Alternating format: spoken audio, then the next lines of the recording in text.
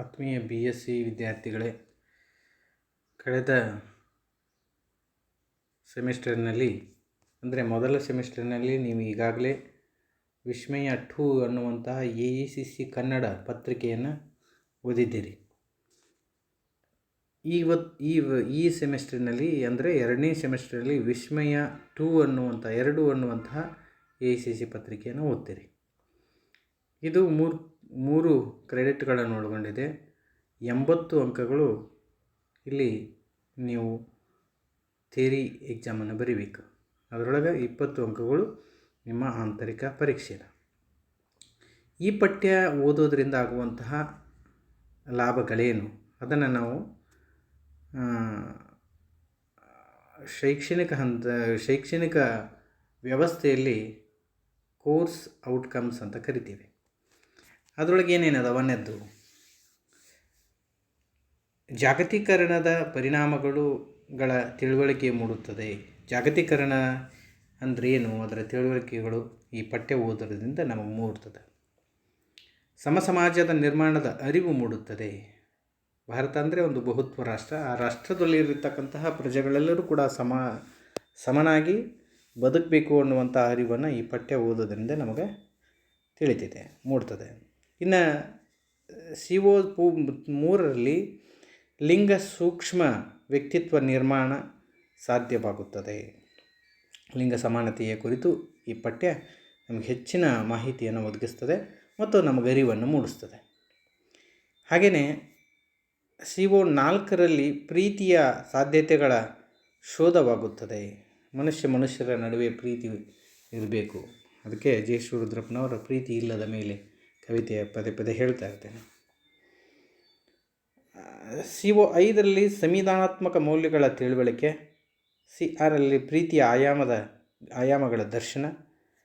ಈಗ CO 7ರಲ್ಲಿ ಸಾಹಿತ್ಯದ ಮೂಲಕ ವೈಜ್ಞಾನಿಕ ಮನೋಭಾವದ ತರಬೇತಿಯನ್ನು ಗೊಳಿಸ್ತದೆ.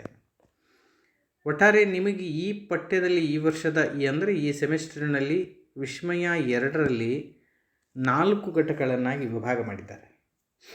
ಅದನ್ನು ಯೂನಿಟ್ ಅಂತ ಕರಿತೀವಿ. ಒಂದನೇದ್ದು ಜಾಗತೀಕರಣ, ಅದರೊಳಗೆ ಎರಡನೇದ್ದು ಸಮಾಜದ ಅರಿವು, ಲಿಂಗ ಸಮಾನತೆ, ಪ್ರೀತಿ ಎನ್ನುವಂಥ 4 ಘಟಕಗಳಾದವು. ಈ 4 ಘಟಕಗಳಲ್ಲಿ ನಾಲ್ಕು ವಿಭಿನ್ನವಾದಂತಹ ಲೇಖನಗಳು, ಕಥೆಗಳು, ವಿಮರ್ಶಾಕೃತಿಗಳು, ಪರಿಸರಕ್ಕೆ ಸಂಬಂಧಿಸಿದಂತಹ ಲೇಖನಗಳು, ಕಾವ್ಯಗಳು, ಅವುಗಳನ್ನೆಲ್ಲ ಒಟ್ಟಿಗೆ ಸೇರಿಸಿ ಆಯಾ ಘಟಕದ ತಲೆಬರಹದ ಅಡಿಯಲ್ಲಿ ಮಾಹಿತಿಯನ್ನು ಒದಗಿಸ್ತವೆ. ಜಾಗತೀಕರಣ ಅನ್ನೋದು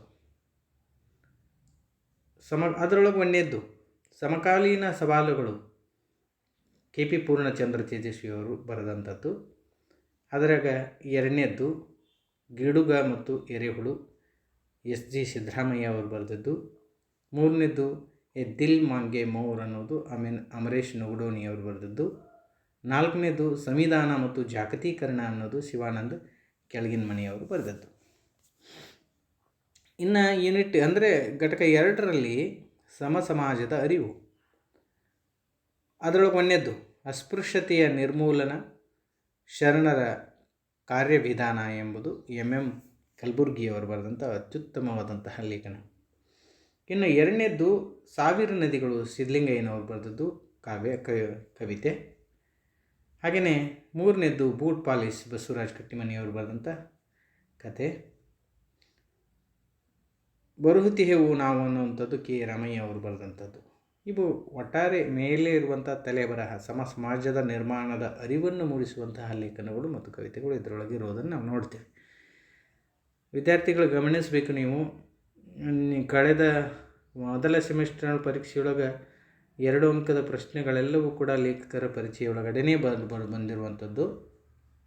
ಹಾಗಾಗಿ ಪ್ರತಿ ಘಟಕದ ಲೇಖನ ಮತ್ತು ಕವಿತೆ ವಿಚಾರಗಳನ್ನು ಅಭಿವ್ಯಕ್ತಪಡಿಸಿದಂತಹ ಲೇಖಕರ ಕುರಿತು ಸಂಪೂರ್ಣವಾದ ಮಾಹಿತಿ ನಿಮಗಿರಬೇಕು ಅನ್ನೋದು. ಇನ್ನು ಲಿಂಗ ಸಮಾನತೆ 3ನೇ ಘಟಕದಲ್ಲಿ ಮಹಿಳಾ ಪ್ರತಿಭಟನೆಯ ಸಾಂಸ್ಕೃತಿಕ ಚಹರೆಗಳು ಅನ್ನೋದು MS ಆಶಾದೇವಿಯವರು ಬರೆದದ್ದು. ಭಾಳ ದೊಡ್ಡ ಸ್ತ್ರೀವಾದಿ ವಿಮರ್ಶಕ ಮತ್ತು ಲೇಖಕರಲ್ಲಿ MS ಆಶಾದೇವಿಯವರು ಕೂಡ ಒಬ್ಬರು. ಹಾಗೆಯೇ ಎರಡನೇದು ನಾನೆಂಬ ಮಾಯೆ ಅನ್ನೋದು ಸುಕನ್ಯಾ ಬಿ ಬರೆದಿದ್ದು. ಮೂರನೇದು ಮಂಜಮ್ಮ ಜೋಗತಿಯ ಜೀವನ ಕಥನ, ಆಯ್ದ ಭಾಗ ಅರುಣ್ ಕೊಡ್ಲಿಗಿಯವರು ಬರೆದಂಥದ್ದು. ಇದು ಅವರ ಜೀವನ ಚರಿತ್ರೆಯನ್ನು ಕುರಿತು ಬರೆದದ್ದು. ಮಂಜಮ್ಮ ಜೋಗತಿಯವರ ಕುರಿತು ಮಾಹಿತಿ ಅದರೊಳಗೆ ಸಂಪೂರ್ಣವಾಗಿ ಸಿಗ್ತದೆ. ಒಬ್ಬ ಹೆಣ್ಣು ಮಗಳು ಹೇಗೆ ಈ ಸಮಾಜವನ್ನು ಎದುರಿಸಿ ನಿಲ್ಲಬಲ್ಲಲು, ಅದರಲ್ಲೂ ಕೂಡ ತೃತೀಯ ಲಿಂಗಿಯಾಗಿ ಹೇಗೆ ಈ ಸಮಾಜವನ್ನು ಎದುರಿಸಲು ಅದನ್ನು ಗೆದ್ದಲು ಅನ್ನೋದನ್ನು ಹೇಳಿಕೊಡುವಂಥದ್ದು ಅವರ ಆತ್ಮಚರಿತ್ರೆ. ಇನ್ನು ನಾಲ್ಕನೇದು ಸೀತೆ ಹುಟ್ಟುವುದಿಲ್ಲ ಇನ್ನು ಮುಂದೆ ಅನ್ನೋದು ಧರಣಿ ದೇವಿ ಮಾಲಗತ್ತಿಯವರು ಬರೆದದ್ದು. ಇನ್ನು ಘಟಕ 4ರಲ್ಲಿ ಪ್ರೀತಿ ಅನ್ನೋದು ಮೋಕ್ಷವನ್ನು ಹುಡುಕುತ್ತಾ ಪ್ರೀತಿಯ ಬಂಧನದಲ್ಲಿ ಪಿ ಲಂಕೇಶ್ ಅವರು ಬರೆದದ್ದು. ಲಂಕೇಶ್ ಭಾಳ ದೊಡ್ಡ ಕರ್ನಾಟಕದ ಚಿಂತಕರಲ್ಲಿ ಒಬ್ಬರು. ಇನ್ನು ಎರಡನೇದು ಹೊಣ್ಣ ಕನಸು ಅನ್ನೋಂಥದ್ದು ಸಿದ್ಲಿಂಗ್ ಪಟ್ಟಣ ಶೆಟ್ಟಿ ಅವರದ್ದು. ಮೂರನೇದು ಪ್ರೀತಿ ಒಂದು ಕಲೆಯೇ ಅಂತ, ಇದನ್ನು ಎರಿಕ್ ಪ್ರಾ ಬರೆದದ್ದು ಇಂಗ್ಲೀಷ್ನಲ್ಲಿ. ಅದನ್ನು ಅನುವಾದ ಮಾಡಿದವರು KV ನಾರಾಯಣ್ ಅವರು. ಹಾಗೆಯೇ HS ರಾಘವೇಂದ್ರ ಅವರು ಬರೆದು. ಇನ್ನು ಅಪ್ಪನೆಂಬ ಆಗಸ ಅನ್ನೋದು YM ಯಾಕೊಳ್ಳಿಯವರು ಬರೆದದ್ದು. ಇವಿಷ್ಟು ನಿಮಗೆ ಈ ವರ್ಷದ ಅಂದರೆ 2ನೇ ಸೆಮಿಸ್ಟರ್ನ ಒಟ್ಟು ಪಠ್ಯ ಇದರಲ್ಲದೆ. ವಿದ್ಯಾರ್ಥಿಗಳು ಗಮನಿಸಿ ಸರಿಯಾಗಿ ತರಗತಿಗೆ ಹಾಜರಾಗುವುದರಿಂದ ಸಾಕಷ್ಟು ಲಾಭಗಳು ನಿಮ್ಗದ. 2 ಅಂಕದ ಪ್ರಶ್ನೆಗಳನ್ನು ಪಠ್ಯದಲ್ಲಿ ಎಲ್ಲಿ ಕೇಳ್ತಾನೋ ಅನ್ನೋದು ಗೊತ್ತಾಗಲ್ಲ. ಅತಿ ಹೆಚ್ಚು ಲೇಖಕರ ಪರಿಚಯದಲ್ಲಿದ್ದರೂ ಕೂಡ ಕೆಲವೊಂದು ವಿಷಯಗಳನ್ನು ಪಠ್ಯದ ಅಂತರಾಳದಲ್ಲಿರುವಂಥ ವಿಷಯಗಳನ್ನು ಕೇಳ್ತಾನೆ. ಯಾವ ವಿದ್ಯಾರ್ಥಿ ಕ್ಲಾಸಿಗೆ ಸರಿಯಾಗಿ ಹಾಜರಿರ್ತಾರೋ ಆ ವಿದ್ಯಾರ್ಥಿಗೆ ಅದರ ಲಾಭ ಸಿಗ್ತದೆ. ಅಷ್ಟೇ ಅಲ್ಲ, ಈ ಪಠ್ಯವನ್ನು ಓದೋದ್ರಿಂದ ನಮ್ಮಲ್ಲಿ ಪರಿವರ್ತನೆಗಳಾಗಬೇಕು ಅನ್ನೋದು ಮೂಲ ಉದ್ದೇಶ. ಕೇವಲ ಅಂಕಗಳಲ್ಲ, ನಮ್ಮ ಬದುಕಿಗೆ ಈ ಪಠ್ಯ ಹೇಗಿದೆ, ವಾಸ್ತವ ಪ್ರಪಂಚಕ್ಕೆ ಮತ್ತು ನಮ್ಮ ಮುಂದಿನ ಜೀವನಕ್ಕೆ ಏನೆಲ್ಲ ದಾರಿ ಮಾಡಿಕೊಡ್ತದೆ ಅನ್ನೋದ್ರ ಕುರಿತು ಈ ಪಠ್ಯ ಸಂಪೂರ್ಣವಾದ ಮಾಹಿತಿಯನ್ನು ಕೊಡ್ತದೆ. ಇಲ್ಲಿ ನಿಮಗೆ 1ನೇ ಟೆಸ್ಟು 2ನೇ ಟೆಸ್ಟ್ ಸೇರಿ 10 ಮಾರ್ಕ್ಸು, ಆಮೇಲೆ ಅಸೈನ್ಮೆಂಟ್ ಕೊಡಬೇಕಾಗ್ತದೆ, ಅದು 10 ಮಾರ್ಕ್ಸು. ಅದು ಎಲ್ಲ ಸೇರಿ ನಿಮಗೆ 20 ಮಾರ್ಕ್ಸು ಆಂತರಿಕ ಪರೀಕ್ಷೆ. ಹಾಗೆಯೇ ನೀವು ಥಿಯರಿ ಎಕ್ಸಾಮನ್ನು 80 ಅಂಕಗಳಿಗೆ ಥಿಯರಿ ಎಕ್ಸಾಮ್ ಬರೀಬೇಕಾಗ್ತದೆ.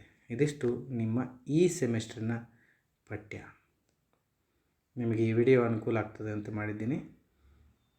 ದಯವಿಟ್ಟು ಎಲ್ಲರೂ ನೋಡಿ.